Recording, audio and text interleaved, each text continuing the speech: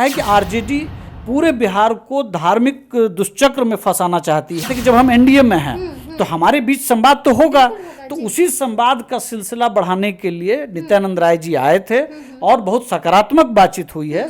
बहुत सारी ऐसी सीटें हैं जहां आरजेडी का दावा जैसे जैसे बढ़ रहा है, जेडीयू के नेताओं में भारी बेचैनी है। हाँ, नमस्कार, हमारा नाम है समरीन और आपने देखना शुरू कर दिया है लाइव सिटीज। देखिए, आपको याद होगा कि कुछ दिनों पहले गृह राज्य मंत्री नित्यानंद राय की मुलाकात उपेंद्र कुशवाहा से उनके आवास पर हुई थी। आपने देखा था कि इस मुलाकात ने बिहार के सियासी पारे को भी चढ़ा दिया था। देखिए, कहा तो ये भी जा रहा था कि नाराज उपेंद्र कुशवाहा को मनाने के लिए खुद बीजेपी के दिग्गज नेता उनसे मुलाकात करने के लिए उनके आवास पर पहुंचे थे। लेकिन अब सच्चाई क्या है, इसी को जानने के लिए इस वक्त हम यहाँ पर मौजूद हैं। तो आज हम सीधी बात करेंगे आरजेडी नेता राहुल कुमार जी से। सबसे पहले बहुत शुक्रिया बात करने के लिए। नमस्कार, शुक्रिया जी। जैसा कि मैंने शुरू में कहा कि कहा तो जा रहा था कि नाराज उपेंद्र कुशवाहा जी को मनाने के लिए, किस बात की नाराजगी हो गई है राहुल जी? मुझे लगता है कि ये मीडिया गॉसिप में ये चीज़ें चली गई हैं या कुछ लोग चला रहे थे कि उपेंद्र कुशवाहा जी नाराज़ हैं एनडीए से, लेकिन हमने ऐसी कोई बात नहीं कही, ना तो सार्वजनिक जीवन में ना ऑफ कैमरा हम लोगों ने कोई ऐसी बात कही है जिससे हमारी नाराज़गी की कोई बात आए। हम एनडीए के साथ थे, एनडीए के साथ हैं और एनडीए के साथ आगे भी रहेंगे। अच्छा। जो चीज़ें चलाई गई जी। उसके पीछे कुछ लोगों का वेस्टेड इंटरेस्ट था। लेकिन मैं आपको स्पष्ट कर दूं कि ये चीज़ें इसलिए आगे बढ़ गई क्योंकि लोगों को लगा कि हमारे नेता आदरणीय उपेंद्र कुशवाहा जी नीतीश कुमार जी के बारे में या उनसे जुड़ी घटनाओं पर कोई टिप्पणी नहीं कर रहे हैं। तो समरीन जी, मैं बताऊं कि पिछले दिनों जो कुछ भी घटनाएं घटी हैं और जो कुछ भी आजकल भी जो कैलेंडर को लेकर के दिखा, उससे ये बहुत स्पष्ट है कि बिहार में अब जदयू के हाथ में जो सरकार है, ये जो संगठन है, जो पार्टी है, वो ऑलमोस्ट खात्मे की तरफ है। और पूरी तरह से सेंट्रल स्टेज पर आरजेडी है।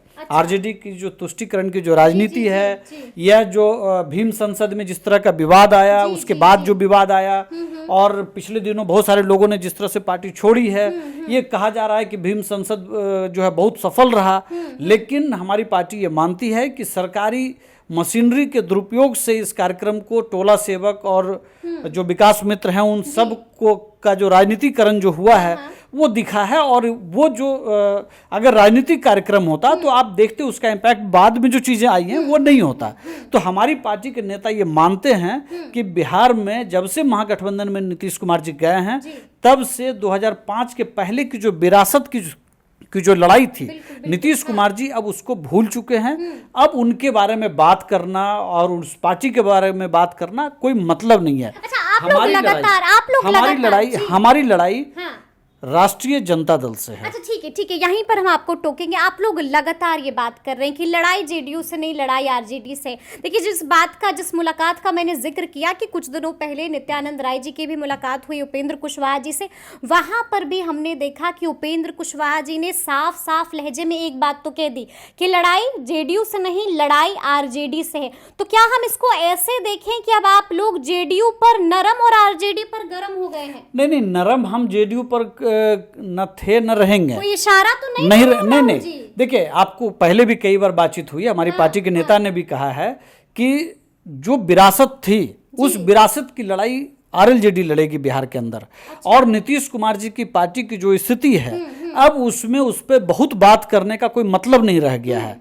अब जो बिहार के अंदर खामोशी बहुत कुछ बताती है। बिहार के अंदर जो चुनौतियां हैं वो चुनौती आरजेडी की वजह से पनप रही है। अच्छा। आप स्कूलों के अंदर देखें, धार्मिक स्तर पर सर्वधर्म संभाव होना चाहिए। अलग अलग 2 कैलेंडर निकाले गए, छुट्टियां कम की गई, किसकी कम की गई, ये बहुत स्पष्ट दिखाई पड़ता है कि आरजेडी पूरे बिहार को धार्मिक दुष्चक्र में फंसाना चाहती है। आरजेडी क्या कर रही है वो हम समझ रहे हैं, लेकिन जेडीयू पर नरम क्यों? नरम, देखिए, जो चैप्टर क्लोज हो चुका है, जिस चैप्टर पे अब आगे बात करने का कोई फायदा नहीं है, तो उस पे बात करने का जो थ्रेट है, जो असल संकट है बिहार की राजनीति के लिए, बिहार के आवाम के लिए, बिहार के बहुसंख्यक लोगों के लिए, वो आरजेडी की कार्यशैली है। ठीक है, हम इस पर भी आएंगे, लेकिन अब ये बताइए कि जो मुलाकात हुई थी, खुद बीजेपी के दिग्गज नेता नित्यानंद राय जी यहाँ पर आए थे, उनके आवास पर मुलाकात हुई और कई मतलब अच्छी खासी देर तक मुलाकात चली।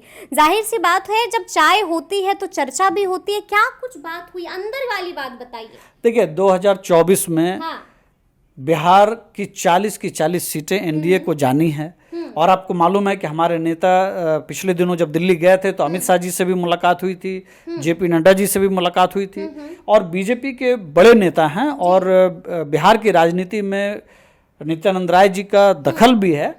तो मुलाकात राजनीतिक ही थी। निश्चित तौर पर सुबह टहलने के बाद ये मुलाकात हुई, चाय पर मुलाकात हुई। उसमें बहुत विस्तार से गठबंधन को लेकर के, राजनीति को लेकर के, सीटों को लेकर के, जो 3 तारीख को, ऐसा तो नहीं कि डर गई थी बीजेपी। 3 तारीख को जो 5 राज्यों के जो रिजल्ट आएंगे, उसके बाद जो पोस्ट इलेक्शन जो हमारी रणनीति क्या होगी, तो जाहिर सी बात है कि जब हम एनडीए में हैं तो हमारे बीच संवाद तो होगा। तो उसी संवाद का सिलसिला बढ़ाने के लिए नित्यानंद राय जी आए थे, और बहुत सकारात्मक बातचीत हुई है, और जो भी बातचीत हुई है वो एनडीए के हित में हुई है, एनडीए को व्यापक बनाने के हित में हुई है, एनडीए को और बेहतर तरीके से बिहार में कैसे किया जाए उसको लेकर के बातचीत हुई है। अच्छा, उसको लेकर के बातचीत हुई है, लेकिन देखिए चर्चाएं बहुत हैं। अभी उपेंद्र कुशवाहा जी सुर्खियों में बने हुए हैं। कहा तो ये भी जा रहा है कि वो अब अपने बड़े भाई के पास वापस जाने का मन तो नहीं बना रहे। देखिए हमारे नेता ने बहुत स्पष्ट कई बार कहा है, मैं फिर से उस बात को दोहराता हूँ कि नीतीश कुमार जी उनके बड़े भाई की तरह हैं, और उपेंद्र कुशवाहा जी छोटे भाई की हैसियत से जब कभी भी उनको जरूरत होगी, चाहे वो एक बोतल खून की जरूरत हो या व्यक्तिगत तौर पर उनको जरूरत हो, माननीय नेता हमारे उपेंद्र कुशवाहा जी सशरीर खड़े रहेंगे। लेकिन राजनीतिक तौर पर मैं बहुत ही जिम्मेवारी के साथ और माननीय नेता की सहमति से ये बात मैं कह रहा हूँ आपके चैनल के माध्यम से, मैं बिहार के आवाम को बहुत स्पष्ट करना चाहता हूँ कि अब किसी भी परिस्थिति में जेडीयू के साथ जाने का अब सवाल ही नहीं पैदा होता है। सवाल ही नहीं पैदा बिल्कुल, अब सवाल ही नहीं। हमारे रास्ते अलग हो चुके हैं, और ये उसी दिन अलग हो गए थे जिस दिन नीतीश कुमार जी ने को जबरदस्ती, नीतीश कुमार जी की इच्छा नहीं थी, उनको जबरदस्ती, जिसकी चर्चा नीतीश कुमार जी कर चुके हैं, ललन सिंह जी और दूसरे नेता के बारे में, जिस दिन जबरदस्ती उनको महागठबंधन में ले जाया गया, और नीतीश कुमार जी की पीड़ा तो हमेशा निकलती है, बिल्कुल, और नीतीश कुमार जी की पीड़ा तो हर कार्यक्रम में निकलती है कि 2005 के पहले क्या था। तो नीतीश कुमार जी खुद फंस चुके हैं। तो वैसी स्थिति में जब उनकी खुद की राजनीति फंसी हुई हो तो हम अपने को मझधार में क्यों ले जाएंगे। तो बहुत स्पष्ट मैं बता रहा हूं कि अब हम एनडीए के साथ हैं, एनडीए के साथ थे और आगे भी रहेंगे। अब माननीय उपेंद्र कुशवाहा जी की राजनीति का जो बचा हुआ समय है वो एनडीए के हित में, एनडीए के सर्वोत्तम हित के लिए ही इस्तेमाल होगा। और जो जनमानस जो 2005 के पहले संघर्ष किया जंगल राज के खिलाफ, वो जनमानस के हितों के लिए, उनकी भावनाओं का ख्याल रखते हुए हम नए जेडीयू की तरफ, मतलब नया जेडीयू जो आरएलजेडी के रूप में आपको दिख रहा है, वो नया जेडीयू, बिल्कुल आप, अच्छा आप मुझे बताइए, जेडीयू जिस तरह से आपस में जिस तरह का सिर फुटौल है, कभी ललन सिंह और अशोक चौधरी, कभी अशोक चौधरी रत्नेश सदा, कभी संजय झा, दूसरे नेता, अब तमाम नेताओं को अगर आप देखेंगे तो हर आदमी कुर्सी के लिए आपस में एक दूसरे का मतलब राजनीतिक कद छोटा करने में लगा हुआ है। तो जहां इतना मारकाट बचा हुआ हो, उस संगठन का, उस पार्टी का क्या भविष्य होगा वो तो भगवान ही जानता है। अच्छा, ये भी हमने चर्चा सुनी है, क्योंकि देखिए कयासों के बाजार में एक कयास ये भी लगाया जा रहा है कि क्या आरएलजेडी का विलय होने वाला है। क्या ऑफर मिला है आरएलजेडी को कि विलय कर लीजिए। मैंने पहले ही कहा, आपके पहले सवाल के जवाब में मैंने कहा कि कुछ स्कूप खोजने वाले पत्रकार इस तरह की चीज़ों को आगे बढ़ाते हैं।